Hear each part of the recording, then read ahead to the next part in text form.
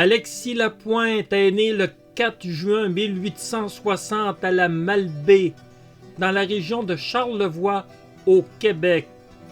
Il était le fils de François Lapointe, cultivateur, et d'Adelphine Tremblay. Il est devenu une légende de son vivant. Il courait sur des distances de plus de 100 km sans se fatiguer. Voici l'histoire de l'incroyable Alexis le Trotteur.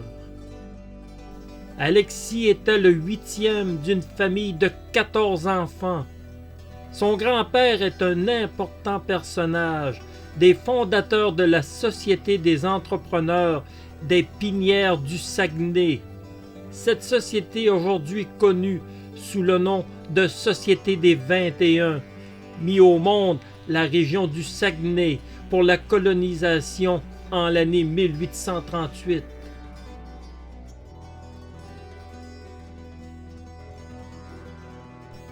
Alexis était un jeune homme naïf et très peu intelligent. Il ne fréquenta presque pas l'école. Il ne savait ni lire, ni écrire.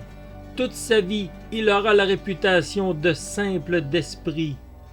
D'autres affirmaient qu'il pouvait se montrer bien plus intelligent que l'on pouvait bien le penser. Si Alexis Lapointe était très peu intelligent, la Providence l'avait doté d'une force incomparable. Il était doté d'une endurance sans limite. Il avait tout naturellement les cuisses musclées. Il courait tellement longtemps et rapidement que bientôt son nom se transforma pour Alexis le Trotteur.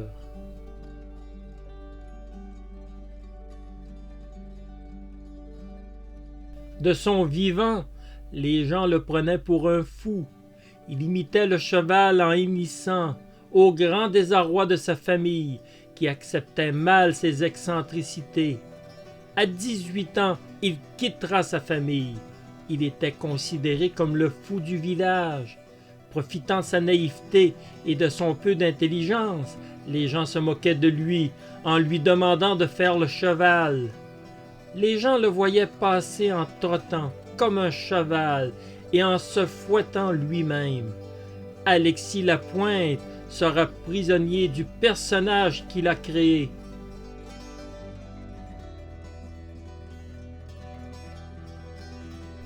Alexis ne parlait pas beaucoup.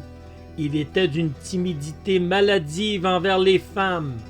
Lors des soirées dansantes, les filles n'allaient jamais le chercher pour la danse, ce qui ne faisait qu'amplifier sa timidité. Quelquefois, des amis proches dansaient avec lui.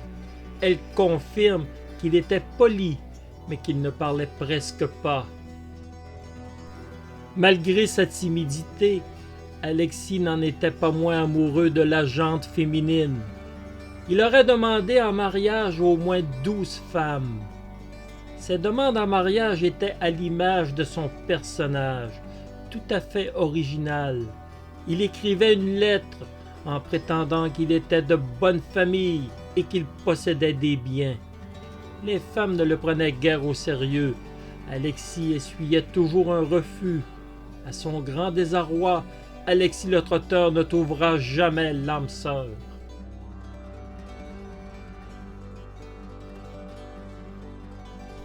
Malgré les moqueries de certains, Alexis demeurait quelqu'un d'attractif pour les gens, menant une vie de nomade. Alexis était toujours accueilli en héros quand il arrivait dans un village. Enfin, on va pouvoir vérifier s'il est vraiment une légende vivante. À chaque fois, Alexis le Trotteur ne décevait jamais les gens. Lors des soirées dansantes, il pouvait danser seul pendant des heures, faire des gigues interminables. Le dimanche, après les messes, il était de coutume de faire courir les chevaux. C'était sans compter sur Alexis le Trotteur. Il courait en compétition contre des chevaux qu'il parvenait à battre au fil d'arrivée. À partir de ces courses du dimanche, la réputation d'Alexis Lapointe a commencé à s'étendre à tout le Québec. Alexis était l'homme le plus rapide de la planète. Sans le savoir, il était un précurseur pour la course à pied. Personne ne prêtait à l'époque attention à cette future discipline. Les gens ne réalisaient pas à l'époque qu'ils avaient devant eux un athlète hors norme, capable de grands exploits. Pour les gens, Alexis le Trotteur était une attraction, un amusement.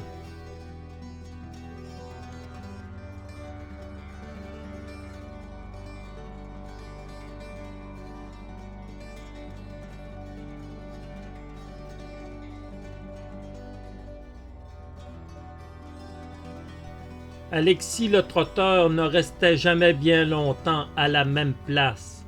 Il gagna sa vie comme homme à tout faire dans les régions de Charlevoix, du Saguenay et du Lac-Saint-Jean. Il travaillait souvent comme bûcheron et sur les fermes. Il avait aussi une spécialité: construire des fours à pain pour l'extérieur, fabriqués à l'aide de glaise qu'il pouvait piétiner à l'infini sans se fatiguer. Alexis a fabriqué plusieurs fours durant sa vie dans les régions, sans ne jamais recevoir beaucoup d'argent en retour. Sa grande naïveté faisait qu'il acceptait d'être logé et d'être nourri le temps de la fabrication du four. Alexis le Trotteur sera pauvre toute sa vie.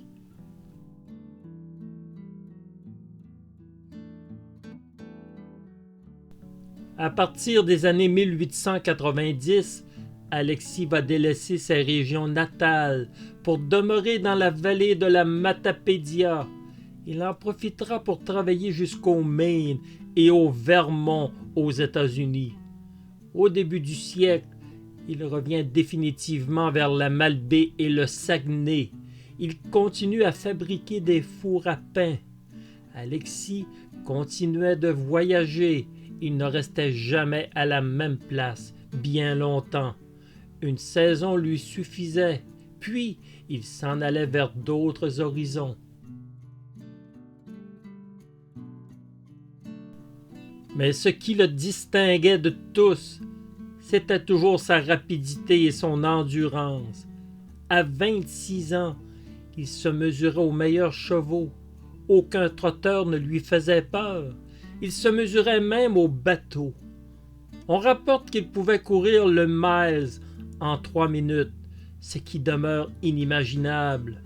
Bien que ses exploits n'ont jamais été référencés, il y a bon nombre de témoins à l'époque qui confirment la grande supériorité athlétique d'Alexis le Trotteur. Comme toutes les légendes, on peut soupçonner que les exploits d'Alexis le Trotteur ont pu être amplifiés, mais il semble que les courses contre les chevaux sont réelles et qu'il réussissait à les battre à tel point qu'en plus d'Alexis le Trotteur, on lui donna d'autres surnoms comme le Surcheval, le Centaure ou encore le Cheval du Nord.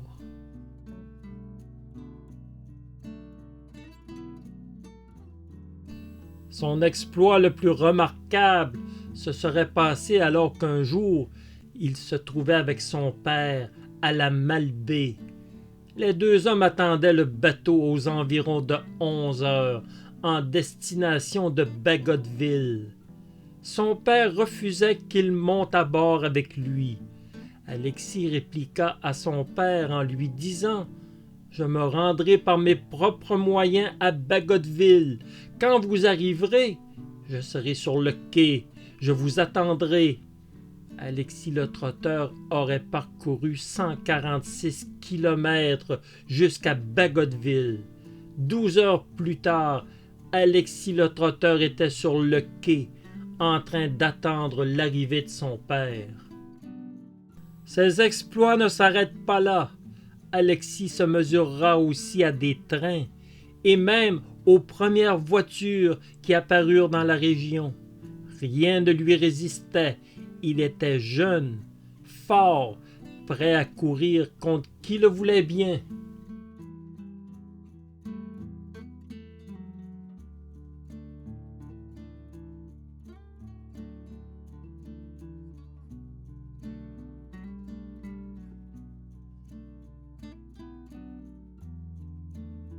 Alexis le Trotteur perdit bêtement la vie en 1924 à l'âge de 64 ans. Il fut frappé par un wagon au moment où il se trouvait sur la voie ferrée. Alexis Lapointe n'a jamais vu arriver le wagon qui le tua sur le coup. En 1924, Alexis ne courait plus depuis longtemps. Le temps et l'âge l'avaient rattrapé. Il continuait néanmoins à travailler comme journalier pour la Québec Development Company Limited, une compagnie qui était responsable de la construction de barrages électriques. Il fut enterré dans une fosse commune, dans un triste anonymat.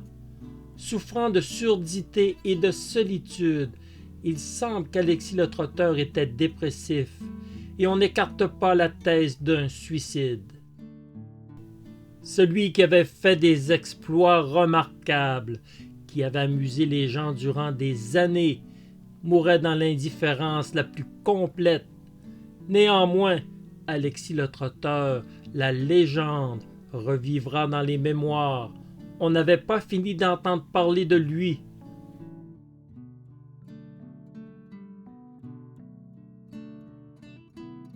L'ethnologue Marius Barbeau a publié en 1936 le livre Kingdom of Saguenay, destiné aux croisières du Saguenay pour des touristes anglophones. Il a contribué à la renommée du personnage qui était déjà décédé à cette époque. C'est alors que la réputation d'Alexis le Trotteur dépassa les frontières de la province du Québec. En 1966, un étudiant en éducation physique, Jean-Claude Larouche, fait exhumer le corps d'Alexis Lapointe et écrit un livre sur ses recherches.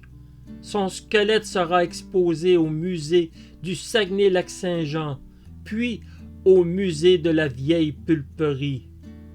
Bientôt, on mettra en doute la légalité d'avoir exhumé Alexis le Trotteur. On parle aussi d'une certaine immoralité d'exploiter ainsi les restes d'un défunt. La région du Saguenay décidera finalement de rendre les ossements d'Alexis le Trotteur à la ville de Clermont, dans la région de Charlevoix, où il sera enterré une deuxième fois le 7 novembre 2009.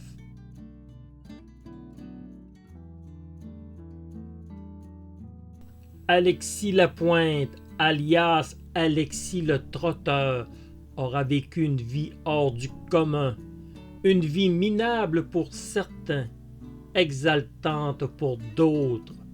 Il a fait ce qu'il aimait, il courait, il sautait, il dansait et giguait. Il était un être excentrique qui vivait au jour le jour. À une période de sa vie, il était accueilli avec joie par les habitants des villages qui avaient toujours envie de voir ses exploits de leurs propres yeux. Il construisait des fours à pain à sa manière, avec de la glaise qu'il piétinait, comme lui seul savait le faire. L'âge et le temps le rattrapa, et il finit ses jours dans une triste solitude. Mais il y a une chose que personne ne pourra jamais lui enlever.